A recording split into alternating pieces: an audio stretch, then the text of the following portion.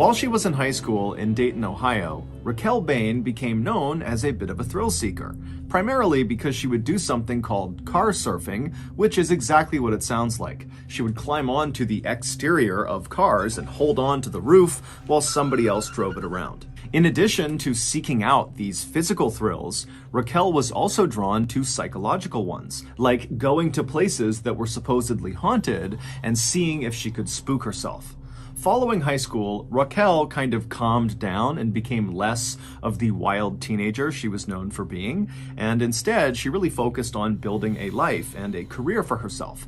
And so she would go to college and she would earn her degree in surgical technologies, and then by 2009 she was employed full-time as a surgical assistant in Dayton. Also around that time, she had her first child, a son, who she adored. But despite creating this life full of stereotypically adult, mature things like having a career and starting a family, deep down, Raquel was still very much the thrill-seeking wild teenager she was back in high school. But as an adult, she just never had time to go seek out those thrills. So with that in mind, fast forward to April of 2016.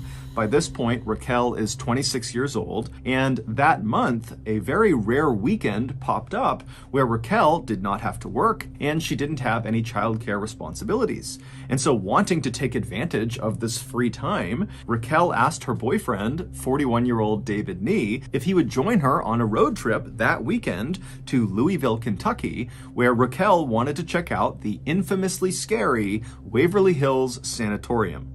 Back in the 1900s, Waverly Hills was a place where tuberculosis patients were sent.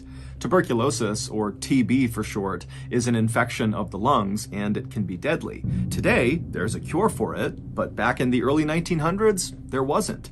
And so most of the people who went to Waverly Hills died there, and usually very slowly and painfully and in total isolation from their families, because in virtue of being sent to Waverly Hills, they were effectively being quarantined to stop the spread of the disease. Waverly Hills would eventually shut down permanently in 1961 because by that point the cure had been found, and after it shut down, the building basically just sat there. Nobody else came in and turned it into anything else. And so this building is basically abandoned, and lots of people began sneaking in to see what it was like in there, and a shocking number of these trespassers reported seeing ghosts inside. Today, the sanatorium is still very much in the same condition it was left in, but the Waverly Hills Historical Society has stepped in and made it very hard for people to sneak into the building. However, knowing people do want to go in and look around, the Historical Society has begun offering guided tours of the sanatorium, and these tours are given exclusively at night to increase the spooky effect. And so David, who had only been dating Raquel for a month when she asked him to come with her to the sanatorium, he was not really that keen on doing this. It did not really appeal to him to go walking around this totally terrifying place, but he could tell it was important to Raquel. She was really excited about it, and so he agreed to go. A few days later, on the late afternoon of April 23rd, the new couple left Raquel's place, they climbed into the car, and they began driving south. 3 hours later, they arrived in Louisville and they stopped to get dinner. And then after they were done eating, they looked at the time and realized it was only about 6:45 p.m.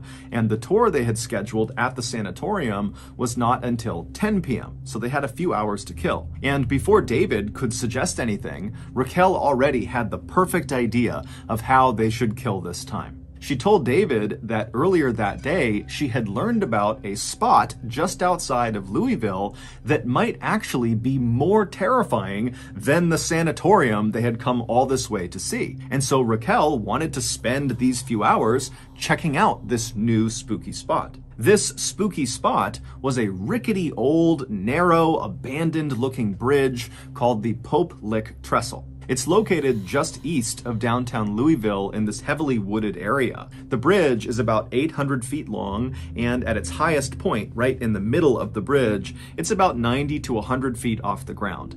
And this bridge connects the tops of two of the bigger rolling hills in the area. But the bridge's physical appearance has nothing to do with why it's considered so spooky. The reason the Poplik trestle has become a central part of Kentucky folklore is because locals say there is a monster called the Poplik monster that lives underneath the bridge. It's half goat, half man, and when anyone is near this bridge at night, this monster is supposed to come out from underneath this bridge, and then what happens next is very ambiguous. It kind of depends on who you're talking to, but generally speaking, once the Poplik monster has emerged and it sees you, you're dead. Now, how you die ranges from the monster leaping out and attacking you with an axe to the monster using some sort of mind control to lure you up onto the bridge where you leap off.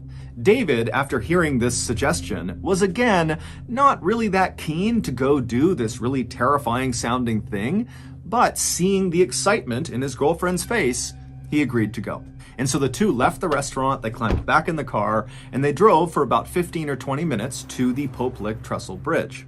The bridge actually passed over a relatively main road, and so the couple parked just off the side of this main road, and then once they were outside, they began looking for a pathway up this hillside to get up to the bridge. And very quickly, they found a well-worn dirt path that snaked up the side of this wooded hillside that looked very much like it would bring them up to the bridge. So with Raquel in front and David behind her, they began walking up this dirt path. And as they're walking, they start to see signs that clearly say, "No trespassing."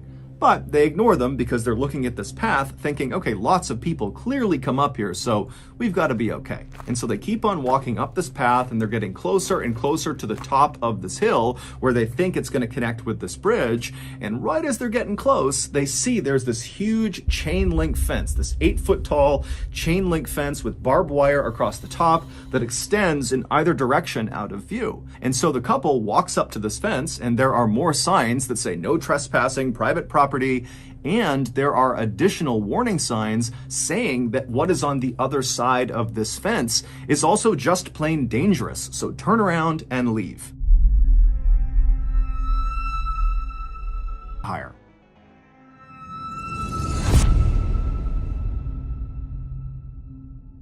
As Raquel and David are staring at all these signs and this fence, they see, not far from the path, somebody had clearly bent two of the fence posts and created a narrow gap in the fence that you could slip through. And so from David and Raquel's perspective, that looked like the way other trespassers must have found their way up to the bridge, and so it must be safe. And so once again, the couple disregarded all the warnings. They made their way over to this gap in the fence, they both slipped through, and they kept on walking up the hill. Just a couple of minutes later, they reached this clearing, which was at the top of this hill, and once they were in this clearing, they were able to turn, and they could actually see the bridge. It was only a couple hundred feet away from them, and it was totally intimidating. By this point, it's totally dark out, and from their perspective, all they see is this very narrow bridge that they know is 100 feet off the ground at certain points, and they can see there's no guardrails on either side of this bridge. It would have almost looked like a tightrope kind of extending off into the darkness. But even if the couple was really intimidated by the sight of this bridge and with all these warning signs before it, they were able to put their fear aside and just keep on going. And so with David now in the lead and Raquel behind him, they walked the couple of hundred feet over to the start of this narrow bridge. And when they got there, without actually stepping onto the bridge, David came to a stop. He turned around to face Raquel and he gestured for her to come stand next to him so they could take a selfie with the bridge in the background. Because David at this point is thinking, we're not going to go on this bridge. We're just going to look at this bridge, take some pictures, and then we'll go. But Raquel, who he's looking at, gesturing to come stand with him, just walks right past him onto the bridge and takes several steps out onto this narrow, rickety old thing, and then she stops, turns around, and gestures for David to come with her and walk across the entire bridge. And David, again, is having his second thoughts, but he sees Raquel wants to do this, and so he agrees to go. After they had walked about 100, maybe 200 feet across this bridge, the two of them just started laughing because it was totally exhilarating what they were doing. Not so much the quest for the Popelik monster, but rather the very real risk they were taking walking this tightrope bridge in the middle of the night. The couple would continue to very cautiously but quickly make their way across this bridge, and when they reached about the halfway point, when they were at the highest point from the ground, the bridge itself begins to shake. And then from behind them, they hear this loud grinding sound. And so the couple, they whip their heads around and they see there are these two bright glowing lights that are looking right at them all the way on the start of the bridge. And they realize it's a train. When Raquel and David walked up that dirt path and snuck through the fence and reached the top of the hill and could actually see the Popelik Trestle Bridge, they would have also seen the train tracks in the hillside that clearly extended onto the Popelik Trestle and went across the bridge. This was a train bridge. They would have seen that. But it's assumed that the couple, who didn't live in the area and so didn't know much about the Popelik Trestle, it's assumed they thought, well, this is a train bridge, but it's got to be abandoned. It certainly looks abandoned, and it does. It looks totally old. It does not look active, even though it is. Or the couple thought, well, this is just an old train bridge. It might be active, but surely no train is going to come through anytime soon. We can get across the bridge before a train arrives. But, of course, they were wrong. When the couple turned around and saw these two headlights bearing down on them, they quickly realized they would not be able to outrun this train. The train's clearly trying to stop. It has seen them. It's hitting its brakes. It's sounding its horn, but it's just clearly moving too quickly. So they cannot run to the other side to safety. And because this bridge was meant for a single train to pass through, there was no other track they could just jump onto to avoid being hit. And there were no walkways on either side of this railway. And so literally all they had was the track that this train was going to cross over, and they were on it. And so with no other choices, David yells to Raquel that they have to climb down and hang off the side of this bridge. Now, there were these wooden slats that ran underneath the rails. They ran perpendicular to the rails, and these wooden slats kind of extended off the edge of the bridge on either side just a couple of inches. And so in theory, if you were holding onto the outside of one of these wooden slats and kind of dangling off the edge of the bridge, a train could cross those tracks and not run over your hands or fingers. You would just have to hold on that whole time as the train is rumbling through. And so David, he flops down onto his stomach and he's trying to lower himself as fast as he can as this train is getting closer and closer, and he's yelling for Raquel to do the same thing, but she's not really moving very quickly. And finally, David, he gets in position. He's hanging off the edge of this bridge on these wooden slats, and he sees Raquel. She's not quite there, and then the train comes flying through. It strikes Raquel and sends her flying off the bridge to the ground below. David would somehow manage to hold on the whole time as this train went past him. And then once the train had passed him, he pulled himself back up onto the tracks. He ran the rest of the way across the bridge. He went down that hillside. And when he found Raquel, it was immediately apparent that she was deceased. In the end, the railroad was not issued any citations or sued for negligence. It was determined they did their due diligence by setting up that 8-foot-tall barbed wire fence with all those signs telling people to stay back and warning people about the hazards of going past this fence. And so it was actually David who got in trouble for this tragedy. He was cited and charged with a felony of unlawfully disrupting and or delaying a train, causing financial damages. He would plead to a lesser charge of trespassing and would be fined $2,300. Shockingly, this tragedy is just one of many that have occurred on the Popelik Trestle Bridge. Since the bridge's construction in the 1800s, there have been dozens of people who have died on this bridge. And several of these deaths, many of them fairly recent, the last 20 or so years, have occurred under the same conditions as Raquel's. People went looking for the Popelik monster and then were struck by a train.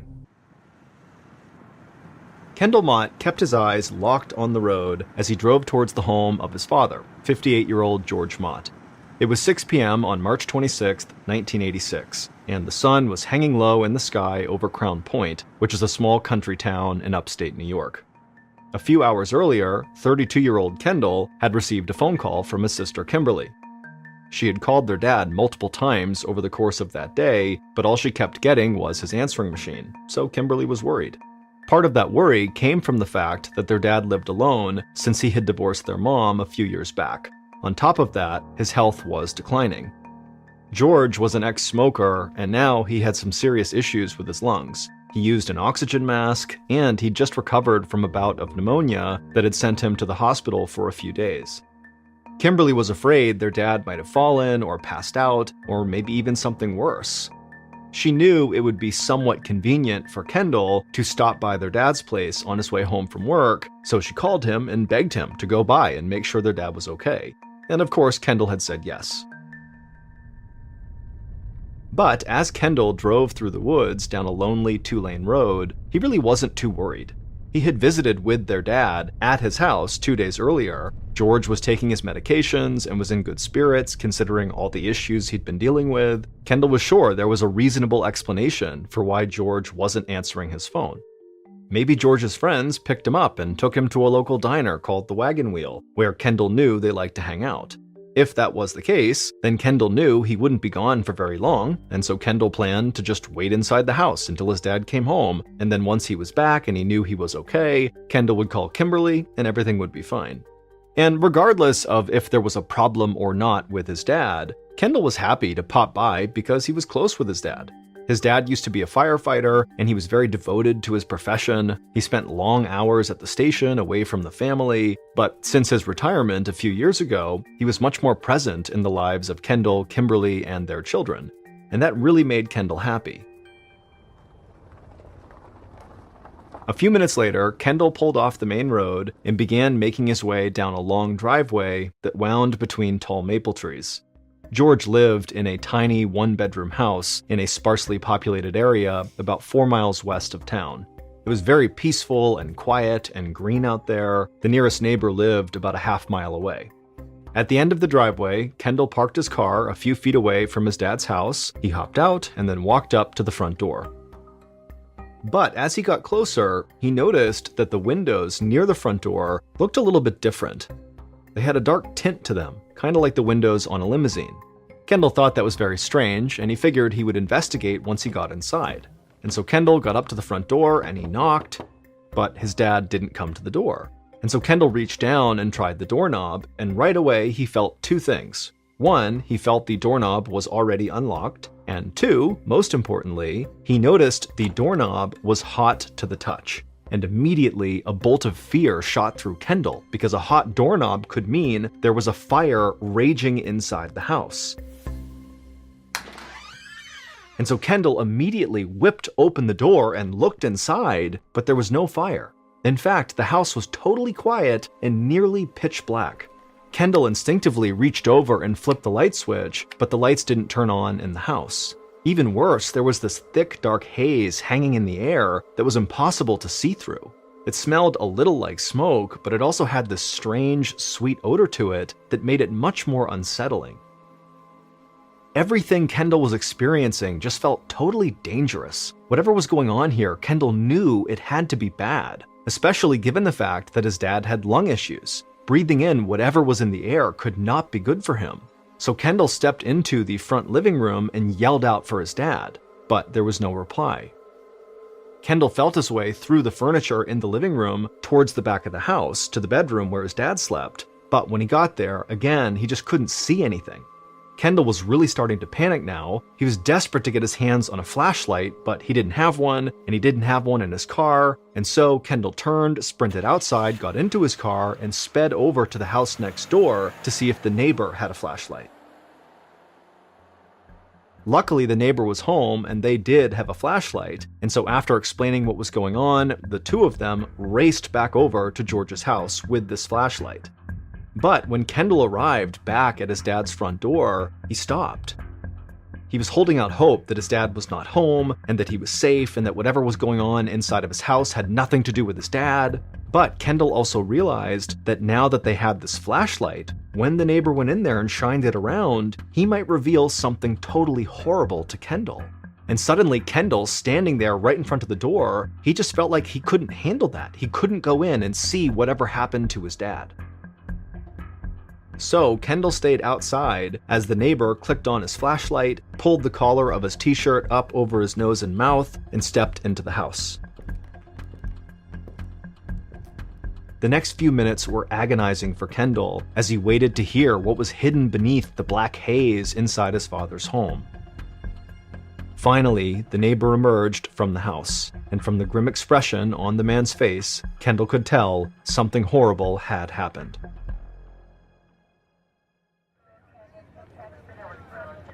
Within the next hour, the house was filled with inspectors from the local police and fire departments, and all of them were deeply confused by the scene laid out before them. It didn't take them long to determine that a fire had broken out inside of George's house, but the way the fire behaved just didn't make sense. As the inspectors stepped through the front door and into the living room, they could see that there was a layer of black soot covering everything. But nothing in the room was actually burnt. It was clear that it had gotten very hot inside of that house. Sitting on a table in the middle of the room were 3 pill bottles that had all melted together into one plastic clump. There was also a nail hammered into the wall, and hanging from it was the metal handle of a fly swatter. But the flat plastic square that actually swats the flies, that part had melted off. Inspectors found other plastic objects in the living room that were warped or liquefied, but there was plenty of other stuff inside the house that should have melted, but for some reason didn't. There was a plastic model of an old sailing vessel that sat on the coffee table not far from the fly swatter and pill bottles, but it looked as good as new. There was also a stack of cassette tapes that sat next to the stereo that looked unaltered and ready to be played. The right side of the living room opened out into a small kitchen. George had decorated the sides of the refrigerator with colorful wallpaper, and that paper showed 0 signs of burning. But inside the refrigerator was a totally different story. The butter was completely melted, along with the plastic butter dish. In the meat drawer was an unopened package of hot dogs, and they were all cooked. The inspectors struggled to comprehend what actually happened. How could a refrigerator turn into an oven on the inside while the outside of it was totally unaffected by the heat? And things got even weirder as the inspectors moved to the back of the house to George's bedroom. As they stepped inside, inspectors could see the TV on George's wooden dresser was caved in on the top, where the plastic shell had melted down into itself. But the dresser it was sitting on was good as new, aside from the layer of soot that covered it. In the corner of the bedroom was George's oxygen machine. Not only was it undamaged by the heat, it was still running when the inspectors arrived. Resting on top of that machine was George's plastic oxygen mask. Unlike the television, the mask had not melted. This was made all the more strange because the mask and the machine were just inches from the bed, where clearly an intense fire had raged within the last day. Now the fire was out, leaving behind a scorched, tangled mess. The wooden bed frame was charred in places, but it was still standing up. The mattress, however, was totally destroyed. The stuffing was all burnt up, and the net of metal mattress springs were melted in a way that made them curve down into a V shape under the bed. You could actually see through those springs and underneath the bed, where a large hole had burned through the floorboards. But as the inspectors crouched down to take a closer look into that hole, they could see that something else had burned up in this strange fire. Tangled in the mattress springs was a man's foot, burned off near the ankle. Near the headboard was a charred fragment of a human skull. Beyond that, they found tiny piles of fine black ash in the wreckage of the bed, as well as in the crawl space beneath the floorboards. Those ashes, along with the foot and the skull fragment, were all that remained of Kendall's father, George Mott. Before he died, George was a pretty big, sturdy guy, weighing in over 180 pounds. What was left of him now weighed about 3 pounds, easily fitting inside a shoebox. The confusion amongst the inspectors only continued to grow after finding George. George wasn't just burned. He essentially had been cremated. Cremation is the process where a dead body is burned to ashes, and it requires an immensely hot fire that burns inside of a special oven. Yet somehow, here George was, reduced to ash by this bizarre fire that only affected small portions of the house. It just didn't add up. If the temperature in the bedroom was hot enough to cremate George, how on earth was the house even still standing? But there was yet another mystery hanging over the scene. How did a fire as powerful as this one get ignited in the first place? The inspectors checked the electrical outlets, they checked the gas lines that ran in the crawl space under George's bedroom, they completely dismantled the gas furnace that straddled the bedroom and the living room, and they could not find a single shred of physical evidence that might explain how George caught on fire. A few days later, the New York State police inspectors finally just gave up. They couldn't see any signs that foul play had occurred, so they filed a final report that simply stated that George's death was, quote, accidental. Then they closed the book on the case. But there was one inspector with the Essex County Fire Department who wasn't ready to give up so fast. That man's name was Tony Moret. Tony was 37 years old and had worked in the fire department since he was 16. He had known George Mott personally, they'd worked side by side as firemen, and Tony really liked George. So he was determined to find out what really happened to his friend. On top of all the weird anomalies they found at the scene of the fire, Tony was puzzled by one more thing. He knew George was obsessed with fire safety. Tony just couldn't believe that George would be careless enough to accidentally set himself on fire. But after hundreds of hours exploring every possibility for what could have happened to George, he was getting really frustrated. Tony knew a lot about the science of fire, but none of those scientific rules seemed to apply to what he was observing inside of George's house. Finally, one of Tony's colleagues gave him a tip about an organization down in Harrisburg, Pennsylvania that might be able to help. They were called Parascience International, and they specialized in the study of strange phenomena that couldn't be explained by traditional science. Tony was hesitant at first. When he thought of the paranormal, he thought of things like Bigfoot and UFOs and the Loch Ness Monster. To him, any organization that believed in those sorts of things was an organization he couldn't really take seriously. But he was desperate to find out what happened to George, and his own investigation had reached a dead end, and so he didn't really have anything to lose by considering a different perspective, even if it was totally unorthodox. So, in April of 1986, a few weeks after George's ashes were discovered, Tony took a deep breath, then picked up the phone and made the call to Parascience International.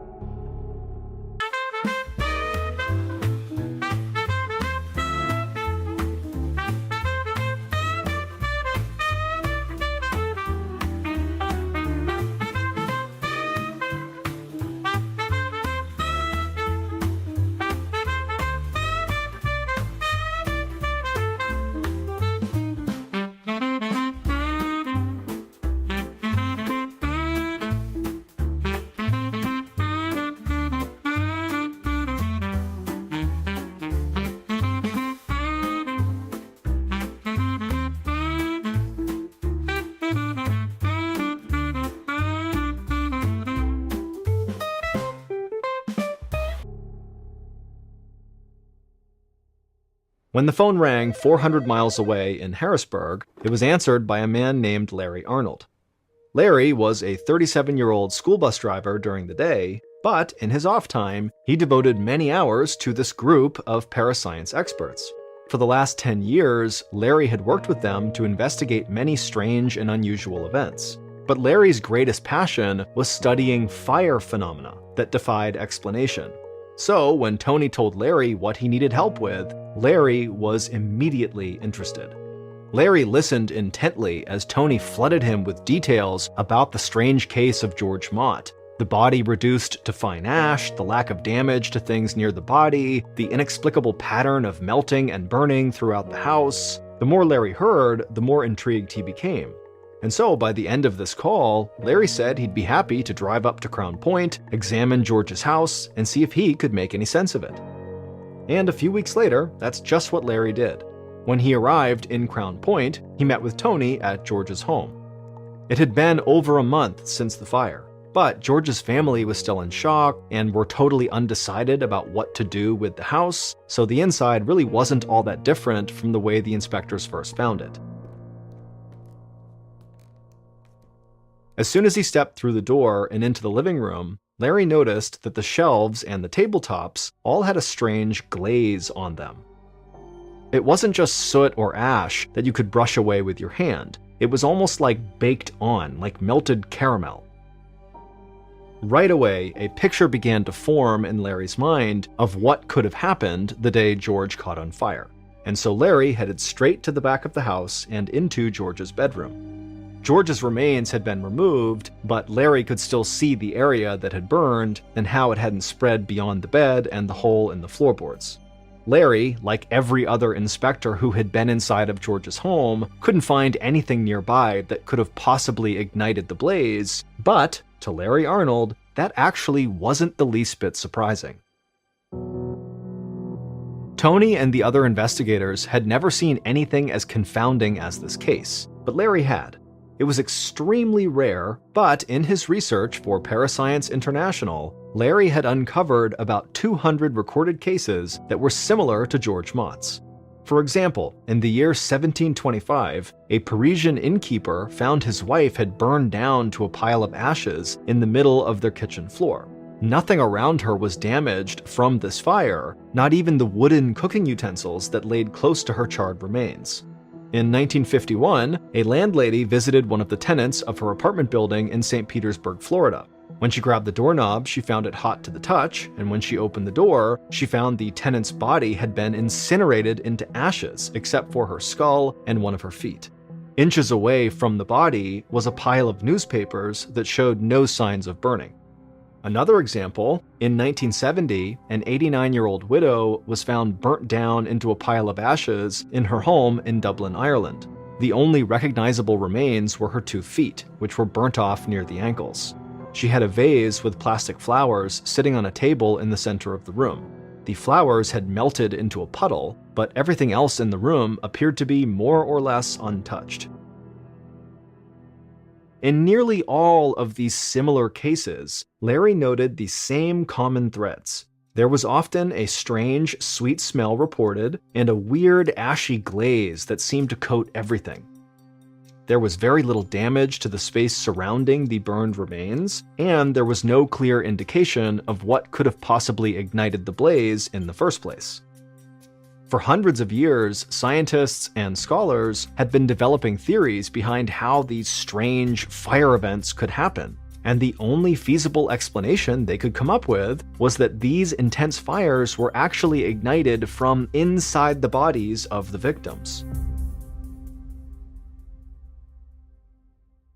Back in the 1800s, many believed this was God's judgment delivered to those who led an immoral life. Some thought it could be a byproduct of alcoholism, with the excess alcohol increasing the body's flammability. As the decades passed, many other theories have also been put forward to explain how a human body that is 60% water could spontaneously ignite. Larry Arnold had his own theories. He knew the human body was full of electrical activity that pulsed through the brain, the nervous system, and through every heartbeat, so what if the electricity somehow got amplified? Could the body start an explosive electrical fire that burnt itself out from the inside? Could it burn fast enough and hot enough that it incinerated the victim without burning anything nearby? Whatever the cause, this strange and rare event eventually became so widely known that it got its own name: spontaneous human combustion.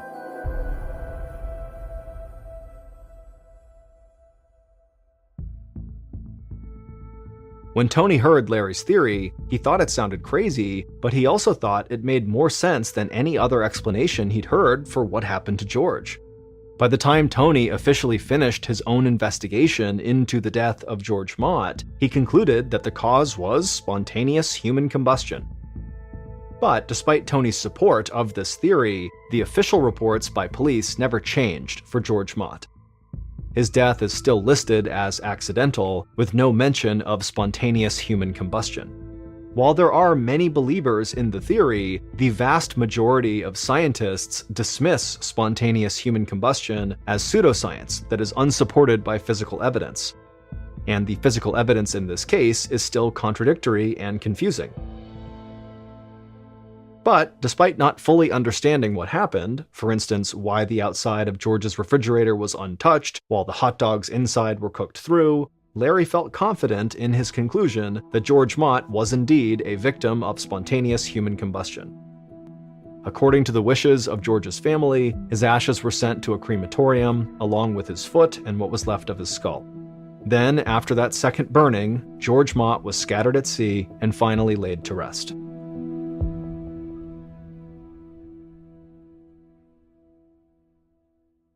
Thank you for listening to MrBallen's Medical Mysteries. If you enjoyed today's story, be sure to come back next week because we put out a brand new mind-boggling medical mystery each week.